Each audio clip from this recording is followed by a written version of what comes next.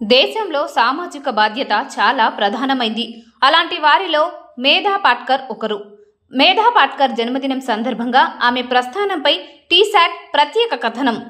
మేధా పాట్కర్ గుజరాత్, మధ్యప్రదేశ్ మరియు మహారాష్ట్రలలో నర్మదా నదిపై డ్యాం ప్రాజెక్టులకు వ్యతిరేకంగా నర్మదా బచావో ఆందోళన ఉద్యమానికి సామాజిక కార్యకర్తగా ప్రత్యేక కృషి చేశారు. 1954 సంవత్సరం డిసెంబర్ 1వ తేదీన మహారాష్ట్రలోని ముంబైలో ఇందు, వసంత కనోల్కర్ దంపతులకు మేధా పాట్కర్ జన్మించారు. టాటా సంస్థలో ఎంఏ సోషల్ వర్క్ అభ్యసించిన తర్వాత టీఐఎస్ఎస్, ఎన్ఏపిఎం లాంటి పలు స్వచ్ఛంద సంస్థలలో పనిచేశారు. ప్రత్యేక ఆర్థిక మండళ్ల ఏర్పాటు చేయటం అనేది భూమాఫియాను ప్రోత్సహించటమేనని మేధా పాట్కర్ అన్నారు. సేజ్ స్పెషల్ ఎకనామిక్ జోన్లు రైతుల బతుకుల్ని నాశనం చేస్తున్నాయని రైతుల పక్షాన మేధా పాట్కర్ పోరాడారు.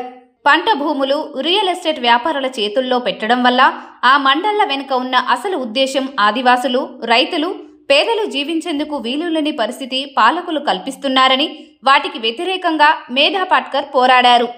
ఎస్ఈజెడ్లు ఏర్పడితే నేరాలు కూడా పెరుగుతాయని, అభివృద్ధి పేరిట పాలకులు దేశానికి వెన్నెముక అయిన అన్నదాతల వెన్ను విరుస్తున్నారని, పచ్చని పంట పొలాలను ప్రభుత్వాలు సిఏజీల పేరిట ఇలా చేయడం వల్ల ఆహార కొరత ఏర్పడి ప్రజలు ఇబ్బంది పడుతున్నారని ఆమె అన్నారు.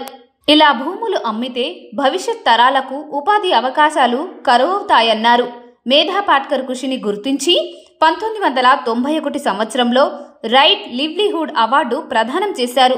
1999 సంవత్సరంలో ఎంఏ థామస్ జాతీయ మానవ హక్కుల అవార్డు పొందారు. భారతదేశంలో అన్యాయానికి గురవుతున్న గిరిజనులు, దళితులు, రైతులు, కార్మికులు మరియు మహిళల సామాజిక సమస్యలపై పనిచేస్తున్న భారతీయ సామాజిక కార్యకర్తగా ప్రసిద్ధి చెందారు.